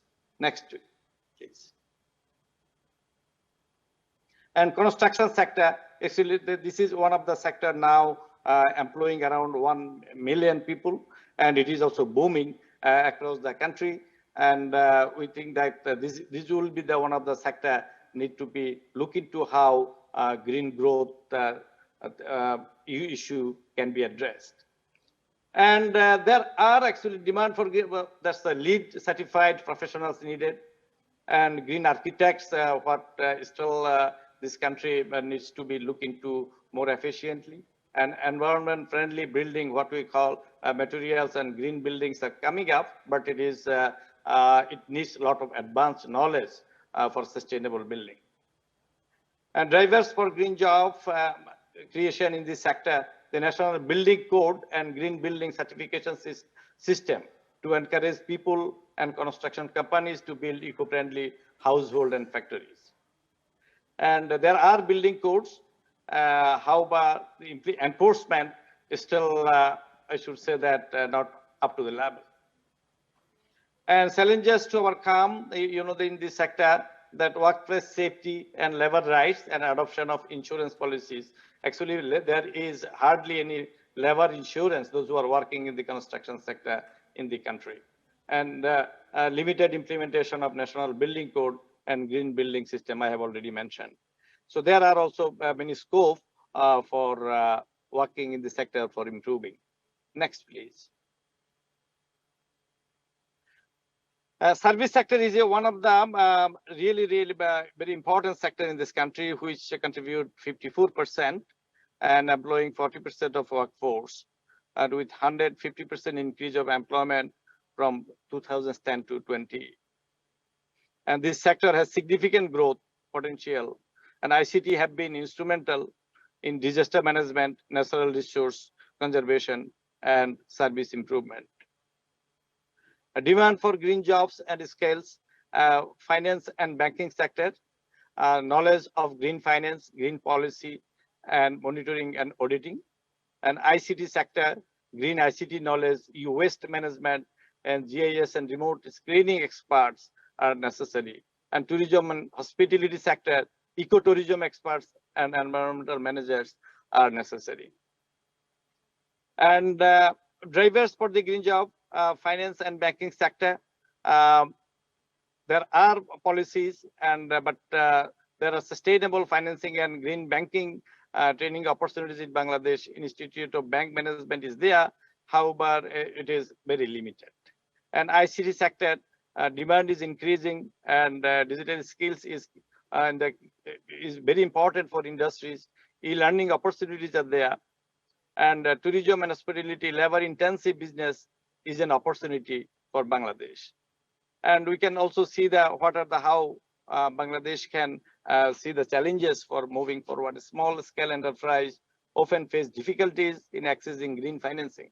Actually, green financing, bank collateral, etc., are there, and which actually very difficult to get the financing from the bank. And awareness of green processes, that is e-waste management, etc., is still very initial stage. And tourism and hospitality sector, there are huge skill gaps, awareness and local demands is really high, but however, these green practices is still missing. Next, please. So we can see that actually also look into that what are the potential industries are coming up, emerging green industries. Green transportation system is an opportunity. Waste management and recycling, plastic recycling, ship breaking is a large industry in Bangladesh now, breaking and recycling, and environmental governance and career planning is important. And next, please. I think time also an issue. How education sector is addressing the green skills development. Primary and secondary education, we have actually identified what are the areas we can address from primary to primary level. And recently, the government of Bangladesh has completely actually reformed their curriculum, and climate change and environmental education in basic education has actually introduced. But this will be starting from next year. So what we are thinking that this will be creating a future generation of with a good understanding on the green skills. And universities, several prominent public universities and private universities introduced environment-related programs, and various green research projects at the university have got funded, and even one of the World Bank project also enhanced the green technologies. When some of the innovations are there, how the water management can be better managed in the textile. And even a few of the innovation has come to the successful patenting of filings for in the green technologies and garment factories. Those patenting also funded by the World Bank Research. Technical and vocational education and training, and I have once also mentioned, there are 10 polytechnic institutes are currently offering 4 years diploma courses on environmental technology, and green elements have been integrated in the competency standard of selected occupations on pilot basis under the Bangladesh National Qualification Framework. The government also developed a green guideline for TVET institutions, and with component including greening campus, green curriculum, green research, green community, and green culture. So these are the, we are looking forward that this will make a good change. Next, please. How Bangladesh can learn from global practices. In this study, we have actually looked into the global current practices across the world, and including Korea, China, and Thailand, and India. Many other countries also we have looked into how the green practices incorporated in the education, and how human resources can be developed towards the towards the green growth economy and green practices. Next, please. So we have actually recommended 3 major areas: Pillar 1, Pillar 2, and Pillar 3, boosting foundational green skills, and Pillar 2, green human resources and knowledge for green economy, and Pillar 3, green system level capacity to nurture green jobs and skills. And we have a few recommendations: strengthening foundation green skills development through effective climate change and environment education, introducing the green schools scheme, and expanding access to STEM education, and the Pillar 2, expanding higher education and technical training, enhancing pedagogical methods, accelerating the upskilling of workers, expanding research and innovation, and connecting higher education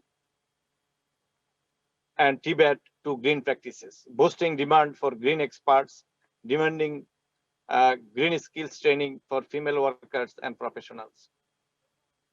Pillar 3, actually information need to be made available, and enhancing capacity of policymakers and government agencies, promoting competition to incentivize farms, adopting new knowledge to keep the green policies and regulations relevant.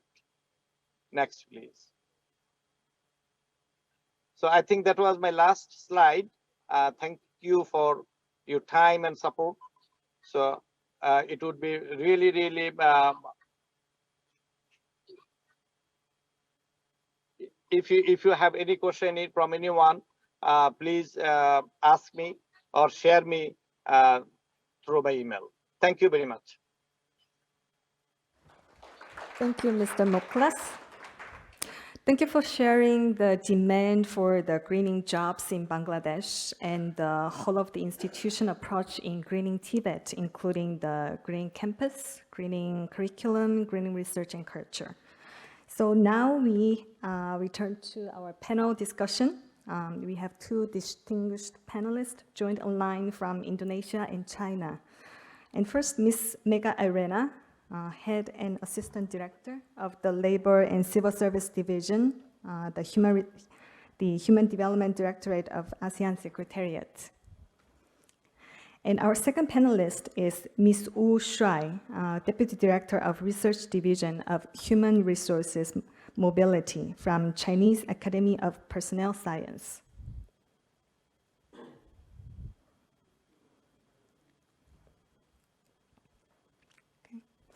Okay, Ms. Arena, good afternoon. So far, we discussed how do economic and social changes after COVID-19 impacted the skills supply side. And as an official from the ASEAN Secretariat, would you share with us the impact and changes from the labor market, the demand side in the region?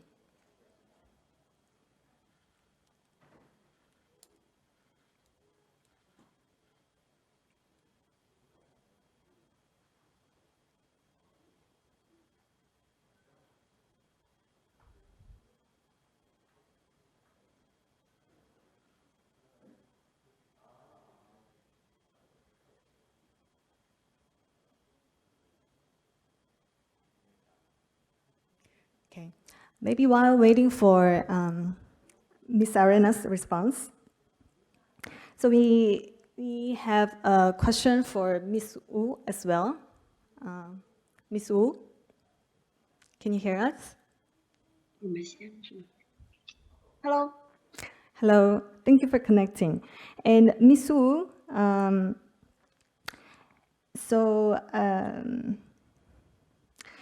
we have a question for Ms. Wu on how does Chinese government promote the employment services for all types of employment and support for the vulnerable groups? Oh, okay. Thank you very much, Ms. King. Also, thank the three speakers for your insightful presentation and sharing. Dear delegates,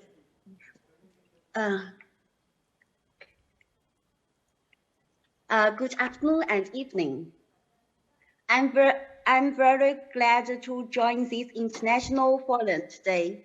Firstly, I'd like to thank the host for giving this opportunity to share China's practices in skills development promotion.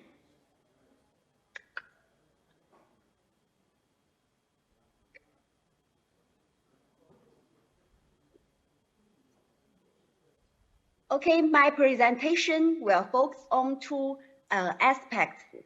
The first part is about the inclusive skills development policies.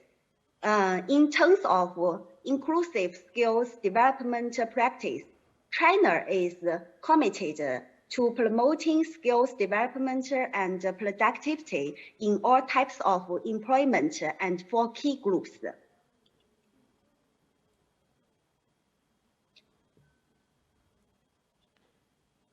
The Chinese government pays greater attention to skills development of flexible employment groups and has put in place a series of policies to promote workers' vocational skills. For example, vocational training subsidies are provided to flexible employment groups. And also, the Chinese government has strengthened the management of the learning vocational skills training system and established electronic archives of lifelong vocational skills training for workers based on social security cards. The Chinese government has always been committed to implementing more inclusive policy, enhancing the training for focus groups, vocational skills training for the disabled, people in poverty, and youth, including the unemployed college graduates, were provided. In Guangdong province, from 2022 to 2024, more than 18,000 disabled people will be recruited according to the plan, and vocational skills training will benefit more than 16,000 people.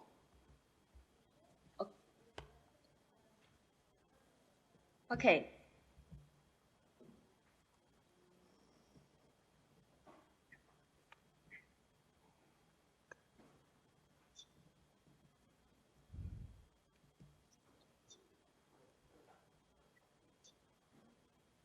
Oh, that's my answer. Thank you, Ms. Wu. Thank you for sharing the inclusive skills and employment policies of China. And now we go back to Ms. Arena, if she is still connected. Ms. Arena? Yes. Hayoung, can you hear me? Yes, we can hear you. Okay, perfect. So, Ms. I hope there is no strong echo on your side. Yeah, there is some echo, but I think we are okay for now. All right. Apologize for this because there is suddenly some technical error here. The microphone doesn't work in this meeting room. In fact, from ASEAN Secretariat, I'm not alone. I'm accompanied by several colleagues. We have been enjoying this forum since day one. And so thank you very much. I think there has been a lot of insights, information shared by many speakers since yesterday, including in this Team 3. So thank you for the kind invitation for ASEAN Secretariat to comment in this panel discussion. I think since there has been a lot of things shared, I just want to add on in terms of what has been done in ASEAN in response to your question. If we look at the projection of ASEAN economy in this recovery period, the projection is basically to bounce back to 5% next year. And so this is a good opportunity for labor market to reabsorb the workforce, even though maybe not as fast as we want it to be due to the global challenges of geopolitical situation. And the same goes with the return of migration to labor migration to the countries of employment. Some countries recently shared that it has not returned back to the number where it used to be before pandemic. So most of the migrant workers are still unemployed or seeking jobs in the home countries. And another character in our region is the high informality. In fact, the evidence suggests that distinction between informal and formal modes of employment becomes less, as you also notice. And therefore, it's rather difficult to quantify the recovery in employment in our region. There are, of course, some estimations by international organizations. This is contributed by the booming of platform work, and this type of work increased during the lockdown and social distancing in the past nearly 3 years. Some of the platform work require simple digital skills, basically knowledge to operate smartphone, but there are also new jobs emerging, and some job description need to be responded through supply of workers with advanced digital skills. Of course, there are different projections on this in the future. For example, we heard this morning, the IBM Korea said millennials labeled as digital natives will make up 75% workforce in 2030. I think this is a quite optimistic projection, because if we heard Pa Suprapto a while ago, he admitted that there is a change of labor productivity in Indonesia. However, only 19% of workforce is using general digital skill, and even further down to only 6% using advanced digital skill. So this is a low number in comparison to the optimistic projection by IBM this morning. So, you know, we can project the future in the way we want according to the context of our own country. But in ASEAN, we try to respond to this collectively through the establishment of ASEAN TVET Council.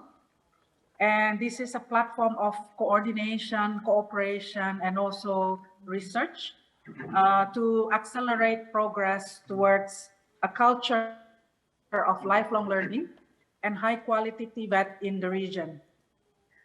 We ensure that stakeholder engagement by having this ASEAN TVET Council composed of government, trade union, employers, private sector who invest on TVET in the region, and also academia. And the government is also represented by the labor, education, and economic ministries.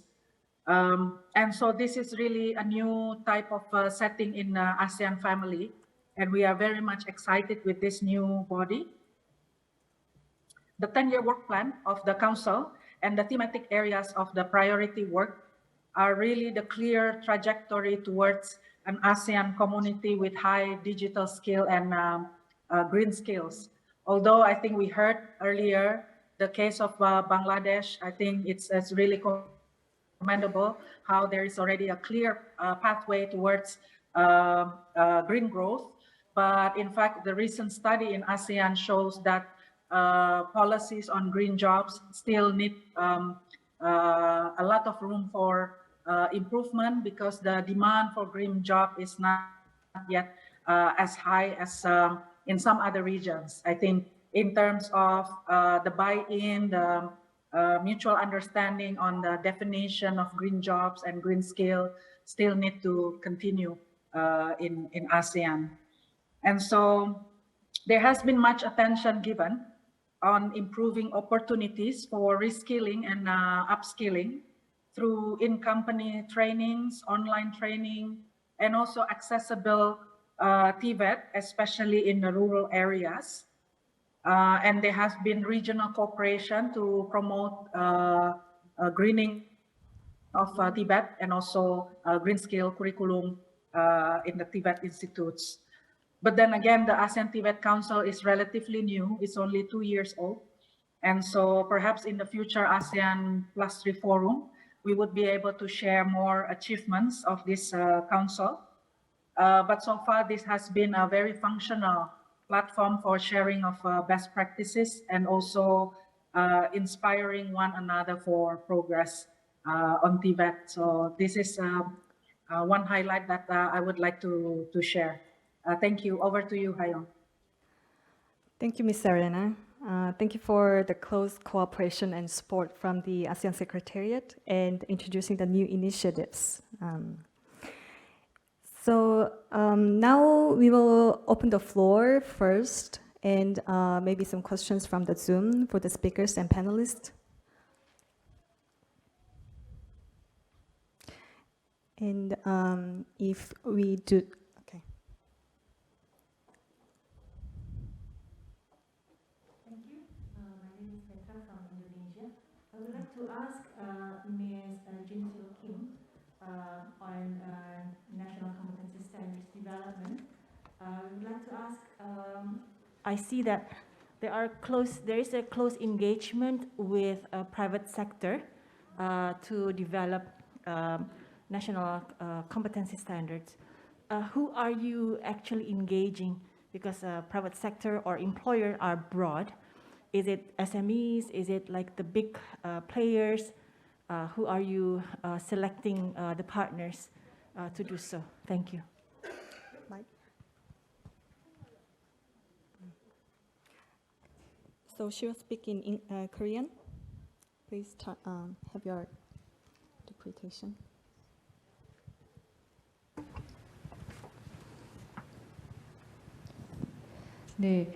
질문 감사드립니다. Okay, thank you for the question. 지금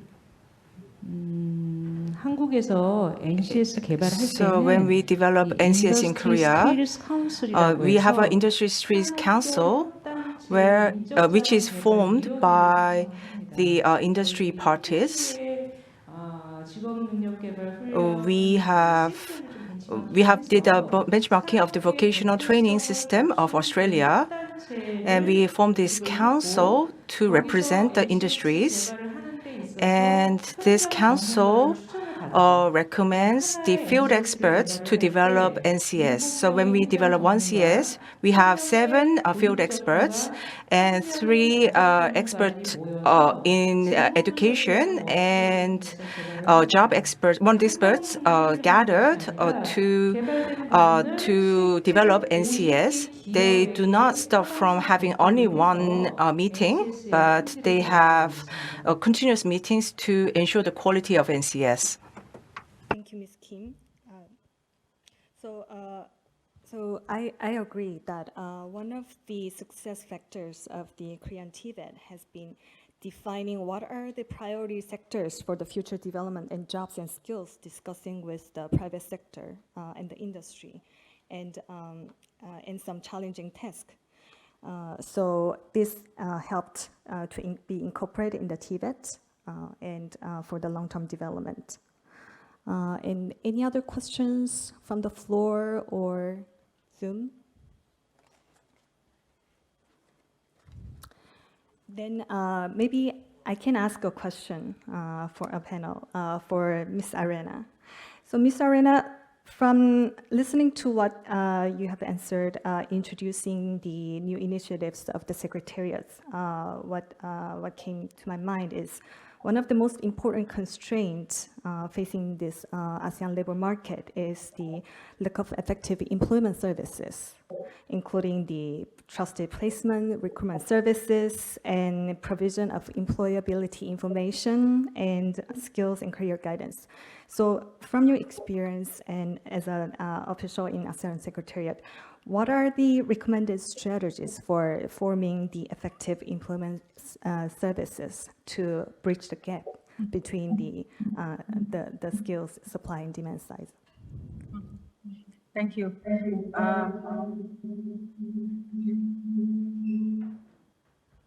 Yeah, I think the employment services have been in place across member states for a long time in our region. And the question is whether those employment services were responsive in time of crisis.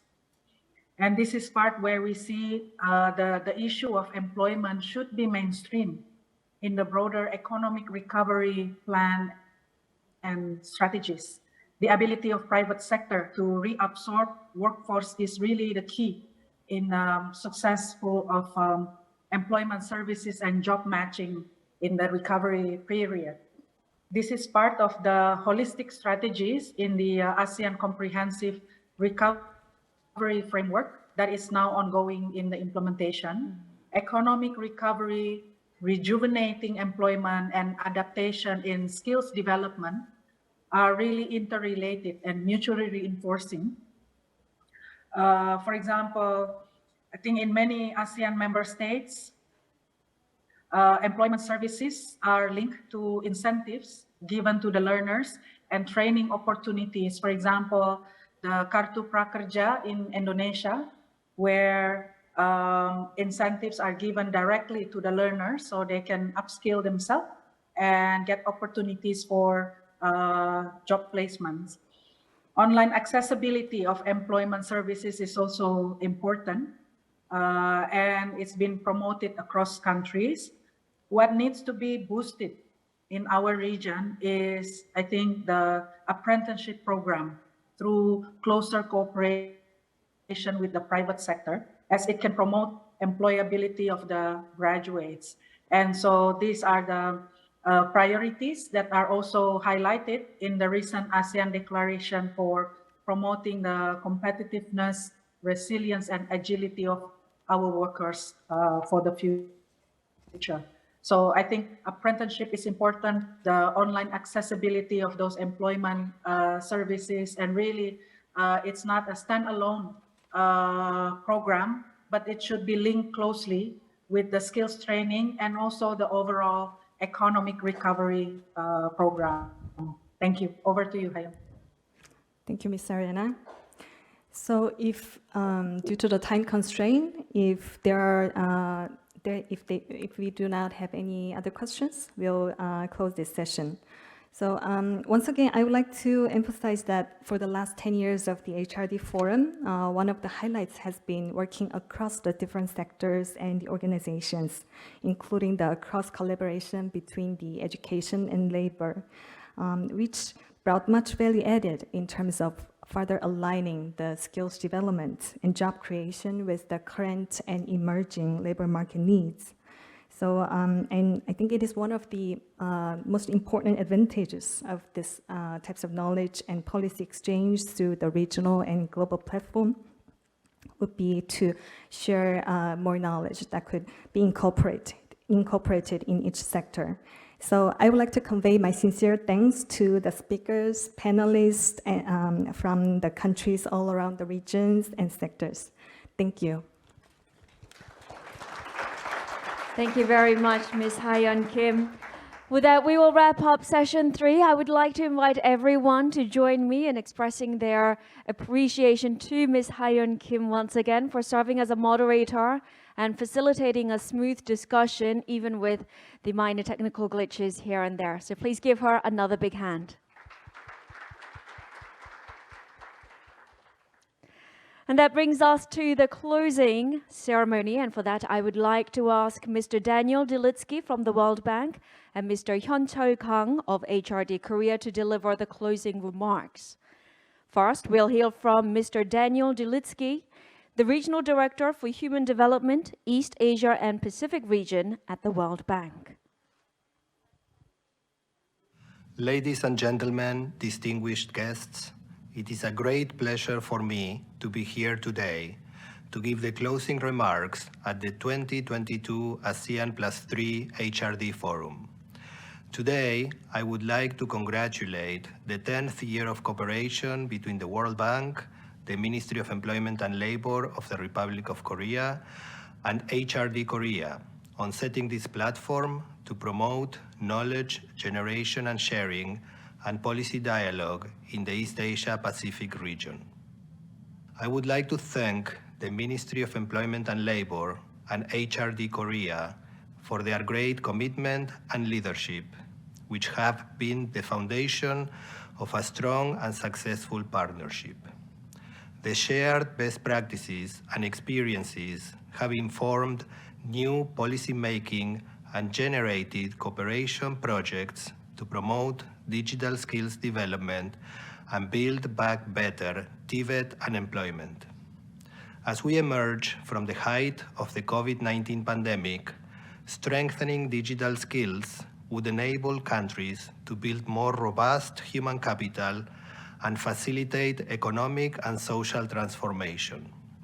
During this forum, key challenges and good practices for advancing digital skills were identified and discussed, and the strategic framework on the way forward and potential regional cooperation was also explored. From the field visit, we witnessed the opportunity to accelerate training and employment via digital transformation in the region. I believe that the forum will contribute to enhancing skills development and jobs by highlighting the potential of advances in digital technologies, platforms, and devices.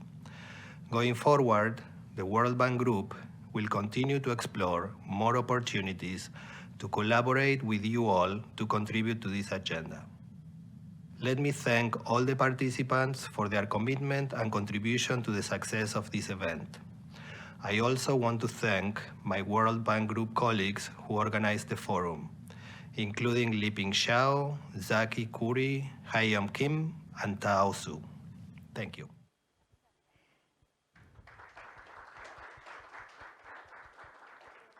Thank you very much, Mr. Dilitsky. Continuing on, we will hear from Mr. Hyun-Chul Kang. Please welcome him onto the stage with a big hand.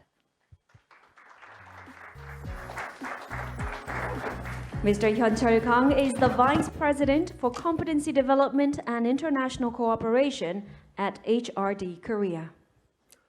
안녕하십니까? Great to meet you. I am Kang Hyun-Chul, VP for Competence Development and International Cooperation, Human Resources Development Service of Korea. I greet you again today. Now we are successfully closing 2022 ASEAN+3 Hrd Forum held under the theme of digital skills, development and TVET for green, resilient and inclusive growth. So we are wrapping up right now. We had many concerns as this is the first forum taking place with many participants from many countries at a single venue since we have had the pandemic. And I had a concern because we are having this in a dual form of online and off-forum. But I'm so happy that we are able to finish this forum well. I would like to thank all of our attendees at this forum. experts from countries around the world who shared their valuable experience, wisdom, and insight about the future. Team of World Bank that planned and arranged this occasion with us, Mr. Daniel Delitsky, Deputy Regional Director for Human Development, EAP of World Bank. I would like to thank you for joining us online. We are in 3 years after COVID appeared in the world, humanity is now finally winning the battle against the virus. But apart from that, new problems are raising their ugly heads one by one and testing humanity. Case in point are changes in jobs due to climate crisis and changes in industrial structure.